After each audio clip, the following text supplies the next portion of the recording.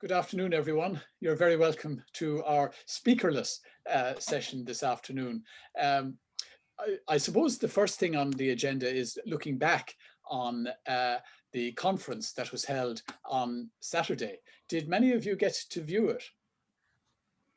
I got to view most of the afternoon. Yes, yes. I thought but I wasn't able to connect in the morning. Yes, I know you mentioned you had an online funeral in the morning. Yeah, but even after that, I couldn't hook up with the platform. Yeah. I think that the technology worked reasonably well for, I thought. The sections went seamlessly from one to the other. And probably that was because so many of them were pre-recorded. But full marks to the people who were in charge of seamlessly putting it all together. I thought it was quite brave of the organizers to have the speaker in the afternoon who was critical of Rotary's response to her application for membership. I thought that was, it really does show the need for inclusivity and diversity. I thought the statement at the beginning of the conference that diversity is being invited to the party, inclusion is being asked to dance. And I thought that, you know, a lot of the clubs around the country have a long way to go, including our own. We're still a very homogenous group. We at least have broken the gender barrier, I think, but we're still very white and we're not reflective of, fully reflective of Kilkenny society. We were also lucky that we have so many younger members. And that's, I think, a tribute to the members themselves, and they're sticking with us during this time in particular. You got great kudos, I believe, Fian, in the meeting from reading some of the. Can you hear me there? Yes, yes. Yes. Yeah, I think from what I could see from comments over and back, unfortunately, I wasn't able to join the meeting on Saturday, but you seemed to get great kudos for all that was going on, and there was a big Kilkenny influence with Jason and Joe and everything. Family. So sounds very positive. Yeah. I was similar. I wasn't able to join in live, but I have watched, I'd say, 75% of the recording at this stage. So well done to Jason. Very good session. Where's the recording available, Dermot? On the platform for logging in. Yeah. Oh, okay. Very good. I didn't realize that yet. Yeah, all the presentations are there, obviously.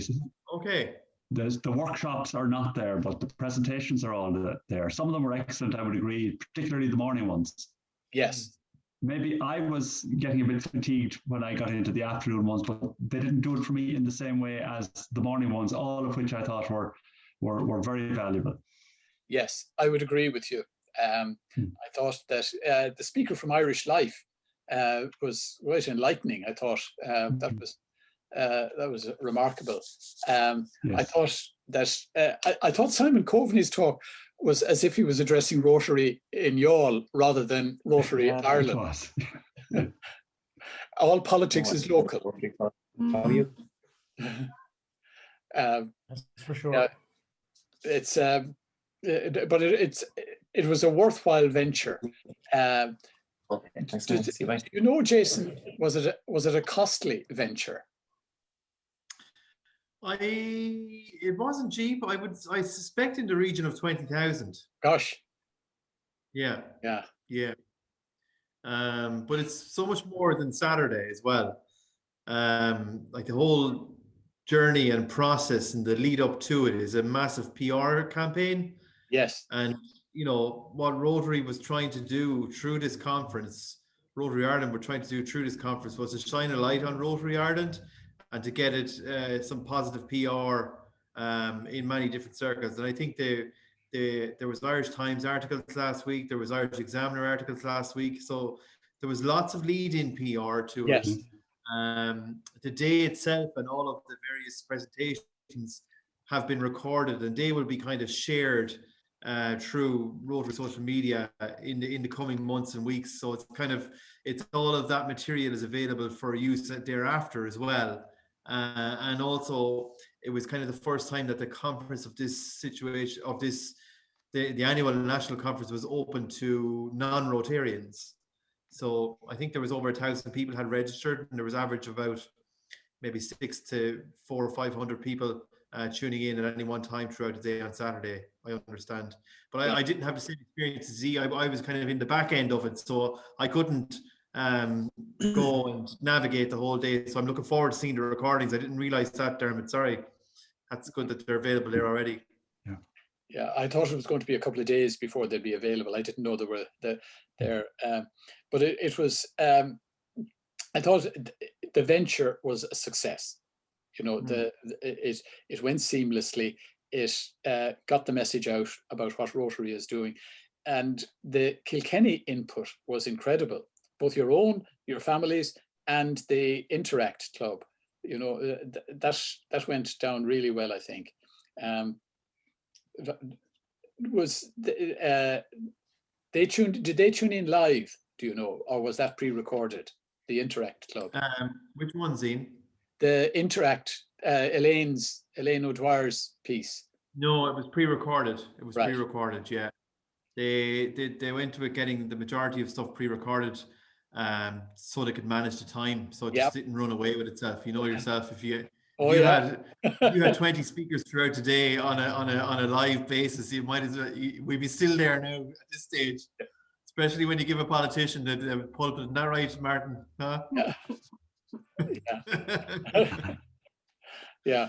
But no, it was good. It's great to see a lot of Kilkenny flavour to it, and really that just speaks to the projects that have had their origination in Kilkenny, but have since taken on a life of their own on a national basis. So it's brilliant to see the bikes and the 8 to Lebanon project get that kind of national coverage. But it's amazing. It is amazing to see how the ideas can just take on a life of their own, really. And you can see there, I mean, it was a privilege to share the stage with Admiral Mark Mellett, and for me to be able to kind of reciprocate a thank you to him, to himself and his troops, for all of their involvement in both those projects, which have really, they have, for anyone who has been involved in any meetings with the Army, it's always an enjoyable experience when you're working with them.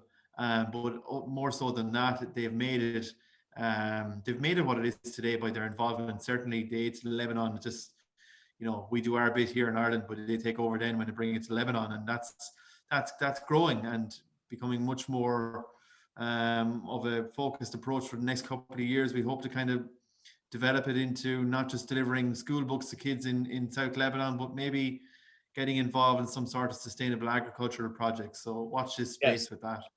Yes, I know it was. I thought his contribution was very good. I thought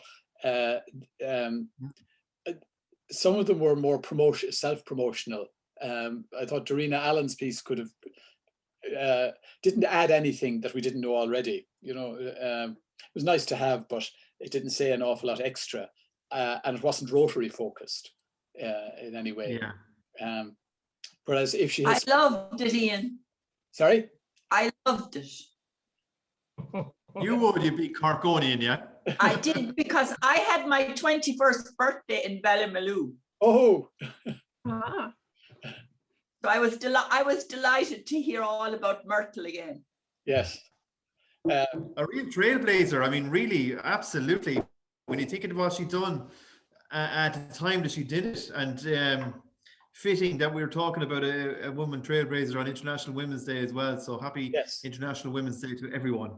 Yeah. Thank you. We're missing two people. Ella and Roisin are both involved in International Women's Day activities today, so they're not joining us. Well, one thing I wanted to do was to look back on, we're now sort of almost, well, we're a third of the way through the second half of the year, about how we've managed and what we plan for the next couple of weeks, and what we should be doing. I've got a speaker for next week in Gus Mabelson. I don't know whether anyone knows Gus. I know Roisin probably does, from Thomastown. He was in charge of the ceramic training centre under the Crafts Council, but he's also working in trying to make Kilkenny one of the 4 European centres of culture. There's only 3 at the moment throughout Europe, I think 7 in the world, and it's not something that you can buy your way into. It has to be assessed by an international team, and he's going to talk about the process of that and what it might mean for Kilkenny. So that's next week. I was talking to Roger Ryan as well, and he has given me the name of a man called John Hayes, who is the wood sculptor. He uses a chainsaw to sculpt tree trunks. Some of you may have seen these in Carrick-on-Suir and elsewhere. They're quite spectacular, but he's also involved in the work on the Waterford equivalent of the Abbey Quarter. So I'm hoping that he will be able to join us sometime before the end of this month. But I'm always on the lookout for speakers, people that you think would be of interest to our members. Interestingly, in looking over the YouTube views of the recorded sessions, the one that has been most viewed is it's a surprising one. It's actually Ian Hamilton's talk on the history of brewing. That's been viewed almost 80 times. Now, how long they stayed on, I don't know. The average was about 10 to 15 minutes, which is not bad, I think. But I think some of that may have come from Ian himself, who circulated it throughout to his colleagues. But it's interesting that so many, we'd never get that many at a Rotary lunch in the clubhouse.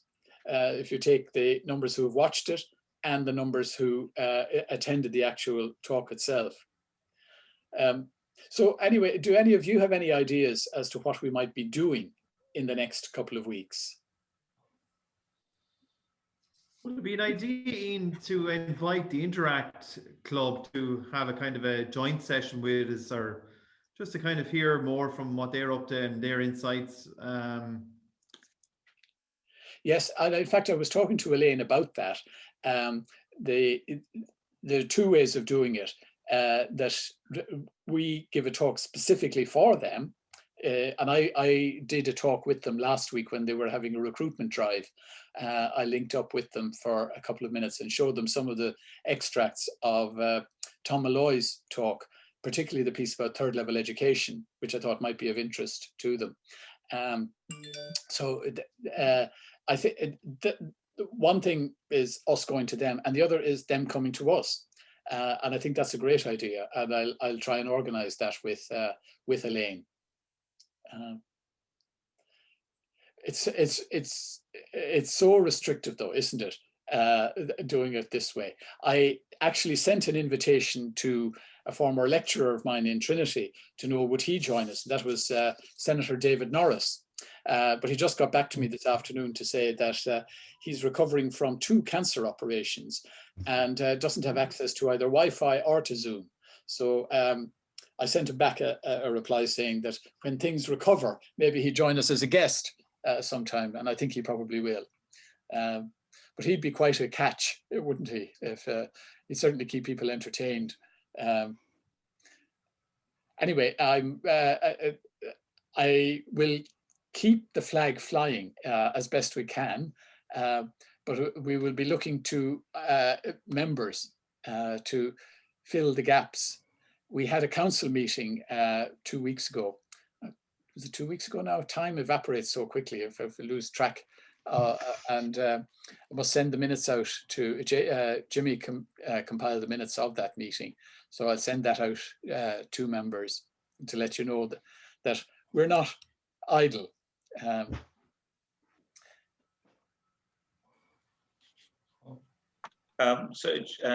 Ian, if you're stuck for speakers, and I know it's been mentioned before, but I'm sure there are members who wouldn't mind talking about their vocation or their work, if it's of interest. I remember Jimmy Brett, before the lockdown, Jimmy Brett gave a very interesting presentation on his business. Yep. And Robert gave an interesting presentation on veganism and that movement. Yes. So, and there's, I mean, even looking at this screen here, is such a diverse areas of employment and areas of vocation that, Yes. you know. Yeah, well, this is where I need advice and guidance, whether I should approach people or look for people to approach me. I don't want necessarily to ask someone and then feel embarrassed into responding. But I would say that if anyone is interested, we would be very happy to have them either do a presentation or a question and answer. Some people find a question and answer session easier because they don't have, they've quite a lot to talk about. Others, it's the involvement that they have in their business, it works well with visual accompaniment. And so a presentation can enhance the interaction. But I'm just looking at the people that are with us today and just wondering if any of you would like to talk about how you're coping with your business under the restrictions that have been imposed. I think Rotary has a duty to its members to support them in whatever way we can. But very often we don't know how best to support them. And if we can get some lead, some guidance from members as to how we can assist in some way, either through promotion or amongst ourselves or otherwise, we do need a little bit of guidance though. This is utterly uncharted territory for us. So we can work with members and hopefully chart a new course for this uncharted territory, so that when this happens again, heaven help us. A reminder of Ian Norton's dire warning that few pandemics last less than 3 years, and we're only one way, almost a year this week since we closed the country down. Hopefully things will not last that long before we get back to some degree of sociable normality. Ian, could I just pass on some information to the group? Yes. I have it on good authority. I hope I'm not speaking out of turn, but I have it on good authority that the incoming president for next year is going to be leaning on people to speak. Apparently, his idea is that it's a great pity we don't use the people around us more, because many people do very interesting jobs. And they may not think it's interesting, but I certainly do. Interesting to hear about other people's daily life. I have no idea what editors and bankers and counsellors and maybe you don't want to know. millers do on a daily basis. I, for one, would be very interested to hear it. So I do warn you that the incoming president is going to expect this of members, and hopefully it will be face-to-face, not on Zoom. And if people don't volunteer, it's rumoured that he's going to call on people to tell a joke or sing and dance during the meeting. So you either volunteer or you called on to sing and dance. Yeah, I agree. Yeah, subtle coercion. Yeah. Form an orderly queue. Great. I'm just thinking, Robert, something, there's a lot of us out here, something, and maybe it isn't that interesting at all what we do. Yeah. I've yet to find somebody like that. I find when you drill down, most lives are fairly interesting. Yeah. Yeah. They say only one person. I think one thing for sure, Robert, is that if you actually ask us to sing a song, you'll never have to ask us a second time.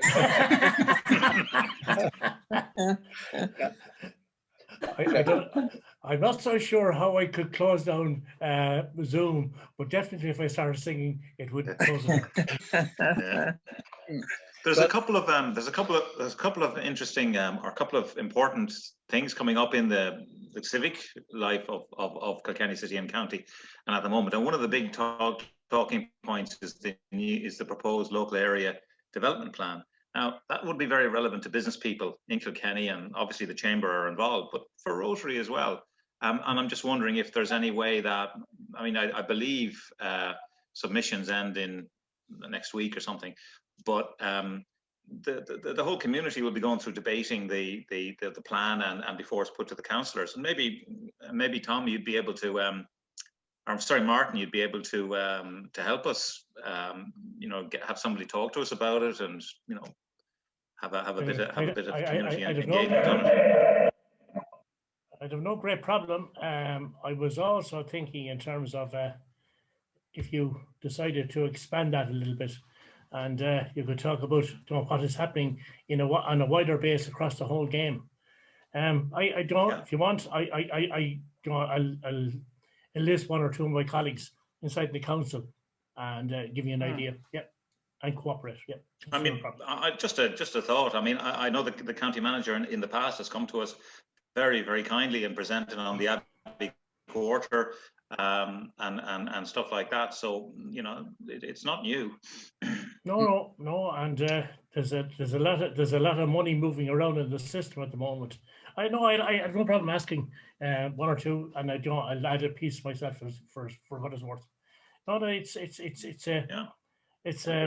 is taking up an awful lot of our time at this moment in time, because I'd say since the beginning of January, we have had maybe a meeting or two meetings every week in relation to it. So there's been a lot of reading to be done in relation to. Very topical. Oh, stop. And I'd say this much for what it is now. The closing date, as you quite rightly alluded to, Joe, is coming up in the next while. But we will probably adjudicate on all the submissions that have gone in, that have come into us now. And that means that them submissions will probably have to go back out for public display, which means that we will not be putting in a new development plan until probably July. Mm-hmm. But I get somebody to put some stuff together for you if you want. I'll chat with Ian and we'll do that. Great, thank you. Yeah. Good. No problem. Yeah. I tell you, can I make a suggestion? I have a lot of relations across the world, and we meet on Zoom every week, every fortnight. Say hello, how are you, and how are you keeping, all the rest of it. What we did the other day was, and I'm just thinking now as I'm looking across at the screen here, all of the people that are here, and all of the Rotary organisations that are across the country. Why don't Rotary do an inter-club quiz? Because we're meeting every week, but why don't we have maybe teams of 4, 6 or whatever it is, and between ourselves first of all, and then expand it to right around the country. It's just a thought. Yeah. I mean, any idea for social interaction, I think, is to be welcomed. And I think I'm going to look into that. I had thought of having some sort of event just for ourselves initially, just to see how it would work. And then perhaps with your suggestion, we could take on board to expand it out. I'm not sure how it would work and how we could prevent cheating. How could we prevent someone who's in a room looking up their Google answers? You'd have to get Google-proof questions. I will put it this way. I think we'd have to. Ian, we're Rotarians. Yeah. Four-way test. Four-way test. I rest my case. Yeah. We're supposed to be honest. No. It's just a bit of fun because while these meetings are great, and I suppose no more than anybody else, I miss the interaction of the clubhouse. Of course. But I'm just thinking in terms of some other way that we as a group can interact, other than as we're doing. And quite frankly, you're doing a great job and doing it, getting people to come up and give a spiff, etc. But just a different way for us to interact. That's all. Grand. Okay. Right. Well, listen, I don't have anything else to say. Does anyone else have anything they'd like to bring up before I let you go back to your lunch? I have another one of them yokes at 2 o'clock, John, Right. and it's in relation to the county development plan. All right. Well, you can bring us up to date maybe at our next meeting, and I'll try my best. do think about how best we can talk to members about the county development plan. Okay. Right. Well, listen, I'm going to send a recording of this out to members so that those who are not able can catch up and see if there's anything interesting that they missed. Thank you all. And see you next week when Gus Mabelson will be joining us. Okay, thank you. Thank you. Thanks. Bye now. Wonderful.